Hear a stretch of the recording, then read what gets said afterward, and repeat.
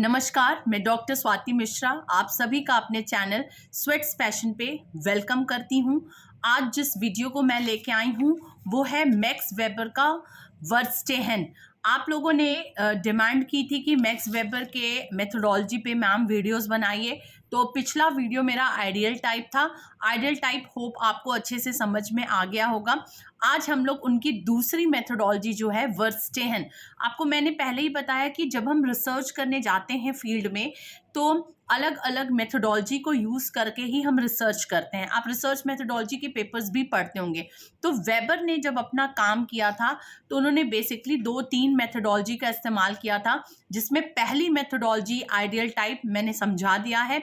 आज हम लोग उनकी दूसरी मेथोडोलॉजी वर्स्टेहन को पढ़ने जा रहे हैं। आपको अच्छे से समझ में आ जाएगा, ये मेरा चैलेंज है। नहीं समझ में आएगा तो इन केस तो आप अपने कमेंट्स के जरिए मुझे ज़रूर बताइएगा कि कहाँ पर आपको दिक्कत आई है। मैं कोशिश करूँगी कि फिर क्लियर कर दूँ। और दूसरी चीज़ कि चैनल को सब्सक्राइब नहीं किए तो प्लीज़ मेरे चैनल को सब्सक्राइब कर दीजिए और मेरी मेहनत जो है उसको कामयाब बनाते चलिए स्टार्ट करते हैं आज हम लोग अपना ये टॉपिक वर्स्टेहन।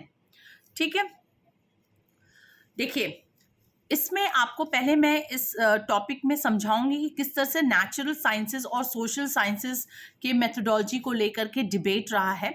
तो weber felt that sociologist had an advantage over natural scientist. देखिए वेबर का कहना है कि जो सोशल साइंटिस्ट होते हैं ना, उनको ज़्यादा फायदा है अपेक्षाकृत नेचुरल साइंटिस्ट से। जो नेचुरल साइंटिस्ट होते हैं उन्हें वो एडवांटेज नहीं मिल पाती है जिस तरह के सोशल साइंटिस्ट को एडवांटेज मिलती है। कैसे कि मान लीजिए कि आप अगर किसी नेचुरल चीज़ों का, जो नेचुरल साइंटिस्ट स्टडी करने जाते हैं, उनमें उनका एक बाउंडेशन होता है। जैसे लिखा है कि that advantage resided in the sociologist ability to understand social phenomena, whereas the natural scientist could not gain a similar understanding of behavior of an atom or a chemical compound।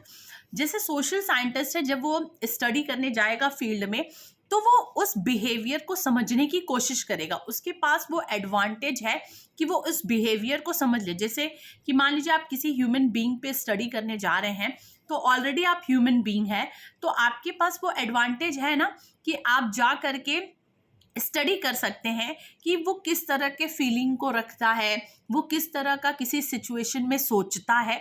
आप ऐसा कर सकते हैं। कैसे कर सकते हैं? आप उसके कल्चर को जान करके, मतलब अंडरस्टैंडिंग डेवलप करके। फॉर एग्जांपल कि आपको अगर किसी ट्राइब्स पे स्टडी करने जाना है तो आपके पास ये एबिलिटी है कि अंडरस्टैंडिंग के जरिए, एक समझ के जरिए आप उस ट्राइब्स के कल्चर को, उसके रिचुअल्स को, उसके सिस्टम को समझ सकते हैं। जैसे मेलानोवस्की ने भी बहुत सारे स्टडी किए, तो उन्होंने उस पर्टिकुलर आइलैंड में वो गए, उस पर्टिकुलर ट्राइब्स के साथ उन्होंने पार्टिसिपेंट ऑब्जर्वेशन किया, उनके साथ रहे, समय दिए और उनके फिर बिहेवियर को वो समझ करके एक स्टडी ला दिए। बट नेचुरल साइंसेस में क्या साइंटिस्ट को ये एडवांटेज है? नेवर। क्या वो एटम बन करके उसके बिहेवियर को समझ सकते हैं? क्या वो मॉलिक्यूल बन करके उसके बिहेवियर को समझ सकते हैं? या अमीबा बन करके उसके बिहेवियर को समझ सकते हैं? नहीं समझ सकते। इस तरह से वेबर ने कहा कि yes, the social scientist have great privilege, have greater advantage over natural scientist. तो आपको समझ में आ गया ये वाला पैराग्राफ। आगे बढ़ते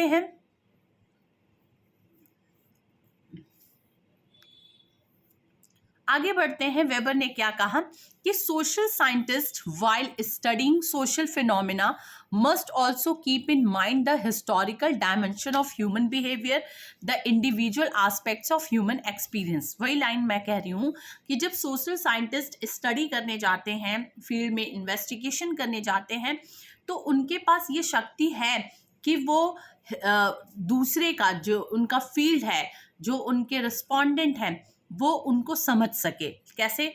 वो हिस्टोरिकल, मतलब आप रिव्यू ऑफ लिटरेचर के थ्रू जाएंगे, आप जो भी पहले से और स्टडी हुई है आप उसको समझेंगे, या उन पे लिखी गई और किताब है आप उसको पढ़ेंगे, उससे समझेंगे, फिर आप उनसे इंटरेक्शन करेंगे, आप उसको समझेंगे, फिर आप उनके कल्चर को पढ़ेंगे, आप उससे समझेंगे।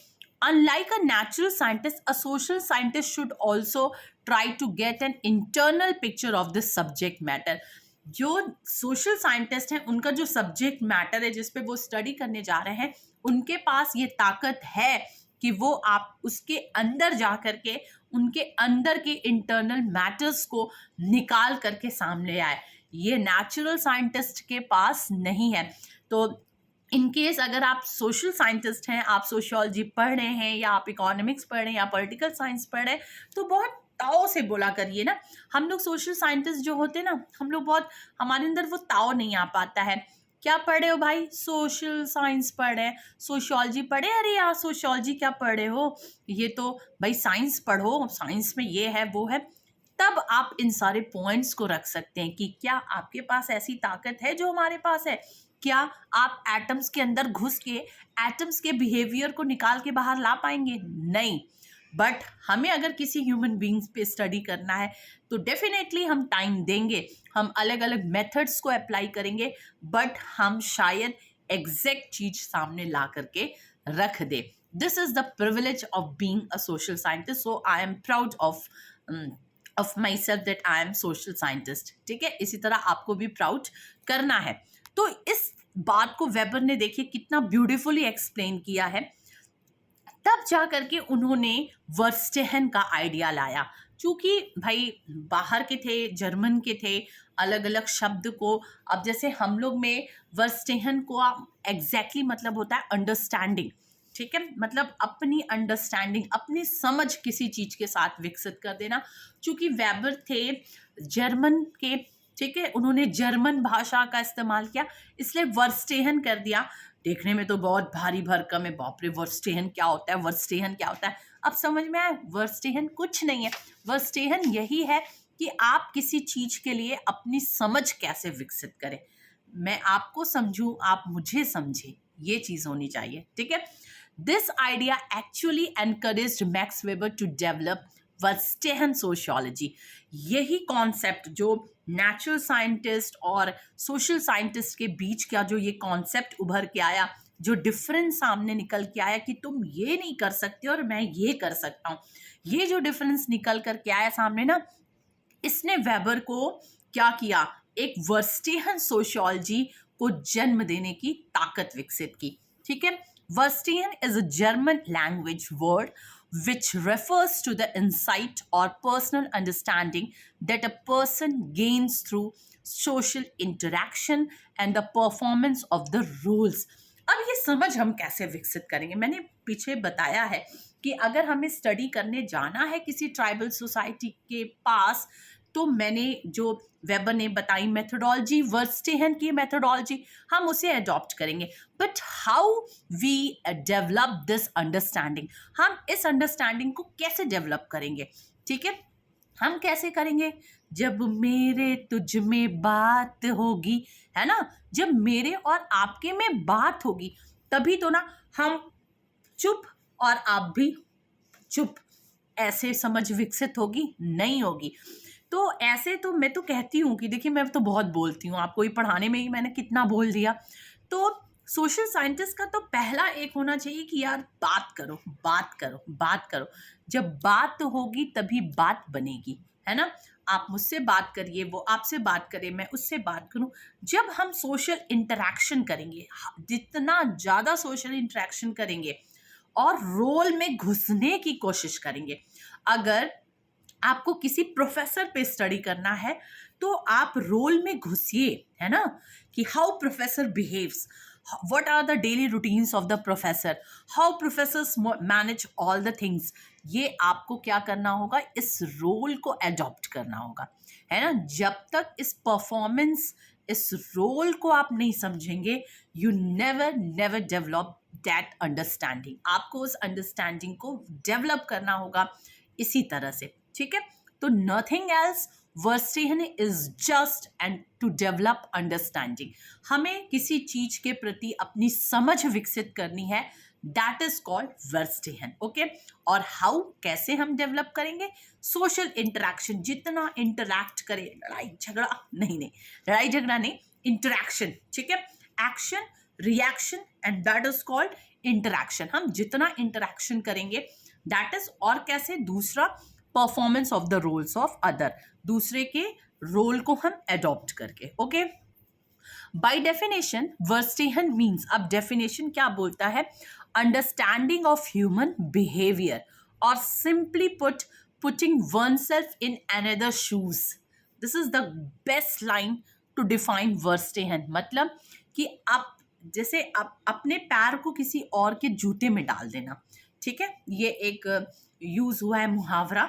तो यही है वर्स्टेहन कि मतलब कि ह्यूमन बिहेवियर, जो मानव व्यवहार है, उसके प्रति हम अपने अंडरस्टैंडिंग को विकसित करें और मतलब कि हम उसके रोल में जाकर के फिट हो जाए. Verstehen is an approach where the observer relates to its subject from the subject, cultural, worldview and not the researcher own. अपने चीजों को त्याग देना है, ठीक है, और उसमें घुस जाना है. ये है मतलब अपनी आइडेंटिटी को बिल्कुल नहीं सामने लाना है. आप क्या हैं उससे कोई मतलब नहीं. आप जिस पर काम करने जा रहे हैं वो क्या है, उसकी चीज़ों को जब आप अडॉप्ट कर लेंगे ना, तब सही मायने में आप स्टडी करेंगे. If you want to study on eunuchs, आपको अगर यूनिक्स हिंजड़ों पे अगर स्टडी करना है तो आपको उसके रोल में जा कर के घुसना होगा. तब तो वाकई आप समझेंगे ना कि what are the challenges of eunuchs, what are the social discrimination with them. आप तब तो समझेंगे ना कि क्या डिस्क्रिमिनेशन है, क्या उनके साथ चैलेंजेस है. अदरवाइज तो हम नहीं समझ पाएंगे ना चीज़ों को. ये वर्स्टेहन कहलाता है. आगे बढ़ते हैं.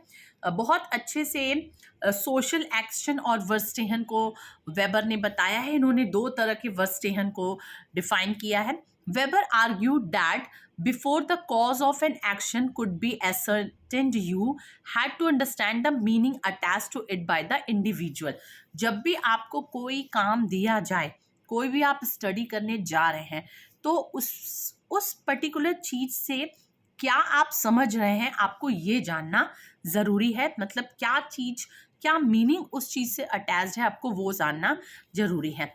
दो तरह की समझ हम विकसित करते हैं. मैंने बार बार बताया कि जब भी हम स्टडी करने जाएंगे तो हमें अपने अंडरस्टैंडिंग को डेवलप करना होगा. तो अंडरस्टैंडिंग हम दो तरह से डेवलप कर सकते हैं. एक का नाम दिया, थोड़ा सा टिपिकल नेम है, एक्चुअलिस वर्स्टेहन. ठीक है, AKTUELLES, एक्चुअलिस वर्स्टेहन. ये क्या है, ये डायरेक्ट ऑब्जर्वेशन है. ठीक है, मतलब हम गए, हम उस चीज को देखें, ठीक है, किसी भी चीज को देख ली, this is my direct observation, where you just observe what people are doing. जैसे आपको कहा गया कि आप जा करके लड़कियों पर स्टडी करिए. ठीक है, आप एक ग्रुप की लड़कियों पे गए, मान लीजिए कोई डांस कर रहा है, कोई रो रहा है, कोई चॉपिंग लकड़ी को मान लीजिए काट रहा है. ठीक है, आप गए, स्टडी करके आए कि मैम जो ग्रुप है उसमें some girls are dancing, some are crying and some are chopping woods. कुछ लकड़ियाँ काट रही थी, कुछ डांस कर रही थी और कुछ रो रही थी. ये आपका एक ऑब्जर्वेशन हुआ. क्या इतना ही सफिशिएंट है? क्या ये आपको सही रिजल्ट दे रहा है? नेवर, बिकॉज एक्चुअलिस वर्स्टेहन जो है वो ऊपरी ऑब्जर्वेशन करता है. ठीक है, आप गए और एक अपनी समझ विकसित करके आ गए, बट एक्चुअलिस वर्स्टेहन इज नॉट कंप्लीट. कंप्लीट क्या है? एक्लेंडर्स वर्स्टेहन. एक्लेंडर्स वर्स्टेहन, या इसको हम कहते हैं एम्पैथेटिक अंडरस्टैंडिंग. ठीक है, एम्पैथेटिक अंडरस्टैंडिंग मतलब कि हम किसी की फीलिंग्स को समझे. Empathetic means showing an ability to understand and share the feelings of other. दूसरों की फीलिंग्स को समझना जो होता है एक्लेंडर्स वर्स्टेहन है. तो जब भी हम स्टडी करने जाएंगे ना, हमें एक्लेंडर्स वर्स्टेहन को समझना ज़रूरी है. मतलब कि अगर वो लड़की डांस कर रही तो उसके पीछे का क्या कारण है, वाई, उस वाई को हमें ढूंढने की आवश्यकता है. हो सकता है वो बहुत खुश हो तो नाच रही हो, कई लोग बहुत दुखी होते हैं तो डांस करते हैं. आज मन बहुत दुखी है, आज हम डांस करेंगे. ठीक है, और या बहुत गुस्से में होते हैं तो भी डांस करने लगते हैं. कई लोग बहुत खुश होते हैं तो भी गाना गा लेते हैं, कई लोग बहुत दुखी भी होते हैं तो भी गाना गा लेते हैं, है ना। तुम जो इतना मुस्कुरा रहे हो, क्या गम है जिसको छुपा रहे हो। इस गाने में ही वर्स्टेहन की थ्योरी बसी है कि तुम जो इतना मुस्कुरा रहे हो, अगर आप गए और किसी को मुस्कुराता देख लिए तो आप कह देंगे यस यस मैडम वो तो बहुत खुश थी, she is very happy, she is smiling all the time. But क्या सही है? देखिए, जगजीत सिंह ने बोला कि क्या गम है जिसको छुपा रहे हो। उन्होंने एक्लेरेंडर्स वर्स्टिहन को खोजने की तलाश की कि इसके पीछे कोई ना कोई कारण है, वाई, वो क्यों इतना मुस्कुरा रही है, ये समझ हमें विकसित करना होगा, ठीक है। Ekerendes Verstehen, in which sociologists must try to understand the meaning of an act in terms of motives that have give rise to it. आखिर क्या उद्देश्य था, क्या मोटिव था जिसके पीछे वो एक्शन निकल करके सामने आ रहा है, वो क्यों मुस्कुरा रही है, वो क्यों डांस कर रही है, वो क्यों रो रही है। कभी कभी खुशी में भी रोना होता है, कभी कभी दुख में भी रोना होता है। अगर मान लीजिए मैं आपको बता रही हूँ, जब मेरा JRF का रिजल्ट निकला था तो मैं लिटरली बहुत रोई थी, बहुत ज़्यादा रोई थी। मेरी मम्मी ने कहा कि आज पहली बार मैंने देखा कि खुशी के आंसू क्या होते हैं। अगर उस टाइम पे कोई आता जनरल स्टडी करने तो बोलता अरे वो बहुत दुखी है, वो तो बहुत रो रही है। पर क्या मैं उस समय दुखी थी? नहीं, मैं बहुत खुश थी कि मेरा JRF हो गया। तो we should find out the answer of why. हमें उस वाई का आंसर पता करना है। दिस इज कॉल्ड वर्स्टेहन, ठीक है। एक एक करके मैं वर्स्टेहन के सारे चीज़ों को बता रही हूँ। ये मैंने एक स्टेप्स लिया है नितिन सांगवान जी की बुक से, जो कि अपने आप में बहुत स्टैंडर्ड बुक है। UPSC और नेट वगैरह वाले सब इसको फॉलो करते हैं, तो उससे मैंने ये चीज़ लिया है। उन्होंने बताया स्टेप कि किस तरह से हम ये इन्वेस्टिगेशन करेंगे। जब एक इन्वेस्टिगेटर या रिसर्चर जब फील्ड में जाएगा और वर्स्टेहन मेथोडोलॉजी का इस्तेमाल करके रिसर्च करेगा तो वो कैसे करेगा। इन्होंने बताया कि investigator should develop the description of an actor by using secondary resources. आप दो रिसोर्सेज जानते हैं, प्राइमरी रिसोर्सेज और secondary resources. Primary data collection method and secondary data collection method. Secondary data collection method मतलब क्या है कि आप बुक्स, जर्नल्स, मैगजीन्स, रिपोर्ट्स, सर्वे, ये सारी चीज़ें, थीसिस, ये सारी चीज़ें आपकी सेकेंडरी रिसोर्सेज है। मान लीजिए आप किसी ट्राइब का स्टडी करने जा रहे हैं तो उससे पहले उससे रिलेटेड जो भी सेकेंडरी रिसोर्सेज हैं, गवर्नमेंट की तरफ से कोई रिपोर्ट्स आई हैं, सर्वेज आए हैं, किसी ऑथर की तरफ से उस पर्टिकुलर ट्राइब पे बुक लिखा गया है, या कोई मैगजीन आई है, कोई थीसिस की गई है, आप सबसे पहले आप उस जिस एक्टर के बारे में पता करने जा रहे हैं उसके सेकेंडरी रिसोर्सेज के थ्रू सारे डिटेल्स पहले ले लीजिए। मतलब आप यूं ही निठल्ले होकर के उठ करके मत चले जाइए, आपको सारे पहले डिटेल्स लेने होंगे, ठीक है, क्योंकि आप कुछ तो जाने उसके बारे में। Then investigator should be at the same wavelength at that of actor. आपको इतना तैयार होके जाना है कि जो सामने वाला एक्टर है और जो आप हैं, आपका वेवलेंथ मिलना चाहिए। कहीं से उसको ये नहीं लगना चाहिए कि कहाँ से ये आ गया, कहीं से शो नहीं होना चाहिए कि आप रिसर्च करने आए हैं, है ना। ये तरीके होते हैं। आप ऐसा नहीं कि जाते ही बताइए आपका कल्चर क्या है, बताइए आप कौन से धर्म को मानते हैं, बताइए आप कितनी पत्नियां रखे हैं या कितने पति रखे हैं। ऐसे नहीं रिसर्च होता है। पहले आपको वेवलेंथ मिलाना होगा, ठीक है। वेवलेंथ कैसे मिलेगा? इंटरेक्शन से मिलेगा। आप ही बताइए, कोई दोस्त बनाते हैं आपको, एक ही दिन में वो अपने सारे सीक्रेट्स बता देता है? नहीं बताता है ना। आपको उसके साथ वेवलेंथ बनाना होता है। सेकेंड स्टेप ये है। थर्ड क्या है? Investigators should develop communication ability which help them to interact effectively with the actor. आप जो इन्वेस्टिगेटर है, जो रिसर्चर है, जैसे आप रिसर्चर अगर हैं तो आपको पहले अपने कम्युनिकेशन स्किल को बहुत डेवलप करना पड़ेगा कि किस तरह से आप कम्युनिकेट करेंगे कि सामने वाला बंदा आपका हो करके हो जाए, ठीक है, इस तरह से। Next, investigators should not have any sympathy with the actor on the situation or the situation. आप किसी सिचुएशन की स्टडी करने जा रहे हैं या किसी एक्टर की स्टडी कर रहे हैं तो कोई भी बायसनेस अपने साथ लेके नहीं जाएंगे, आपकी कोई सिंपैथी नहीं रहेगी। सिंपैथी इन द टर्म्स की वो जो बोलेगा आप उस पर एकदम यकीन कर लेंगे। आपको सिंपैथी पहले से ही नहीं लेके जाना है। जैसे आप ट्राइब का स्टडी करने जा रहे हैं और ट्राइब्स के लिए आप सिंपैथी लेके चले गए कि मेन कम्युनिटी तो इनका बहुत एक्सप्लॉयटेशन की है, ऐसी सिंपैथी को लेकर के नहीं जाना है। या विमेन की स्टडी करने जा रहे हैं और आप पहले ही सिंपैथी लेके जाए कि विमेन के साथ तो हमेशा से अत्याचार हो रहा है, ये भी आपको ऐसा नहीं करना है। मतलब ऑब्जेक्टिव एनालिसिस, ये मैंने लिखा है, आपको ऑब्जेक्टिव एनालिसिस पे फोकस करना है। ठीक है। नेक्स्ट कि finally the investigator can enter into a conversation, तब जाके धीरे धीरे इन्वेस्टिगेटर और जिस पे उसका रिसर्च है एक्टर पे, उसके धीरे धीरे कॉन्वर्सेशन स्टार्ट होते हैं। और फिर ये कॉन्वर्सेशन हम कैसे करेंगे? प्राइमरी सोर्सेज के थ्रू।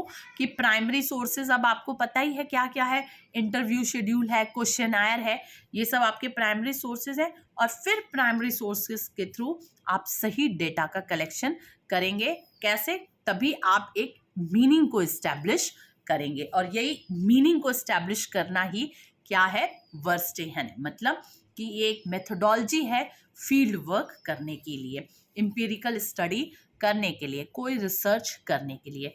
तो यही अंडरस्टैंडिंग को डेवलप करना, किसी भी चीज़ पे आप जा रहे हैं और आपने अपने अंडरस्टैंडिंग को डेवलप कर लिया, और पूरा अंडरस्टैंडिंग डेवलप करने के मैंने तरीके आपको बताए। तो यही वेबर का वर्स्टेहन है। मेरे ख्याल से पूरा नोट्स वर्स्टेहन से रिलेटेड, जितने बेस्ट आंसर लिखने के लिए नोट्स चाहिए वो मैंने अलग अलग जगहों से, रिट्जर से और नितिन सांगवान से और कुछ ऑनलाइन जो वो होते हैं वेबसाइट, उससे ये मैंने बनाया। मेरे ख्याल से आपको अच्छे से समझ में आ गया होगा। फिर समझ में आया तो ध्यान से पढ़िए और चीज़ों को समझते रहिए। Till then, good bye, take care.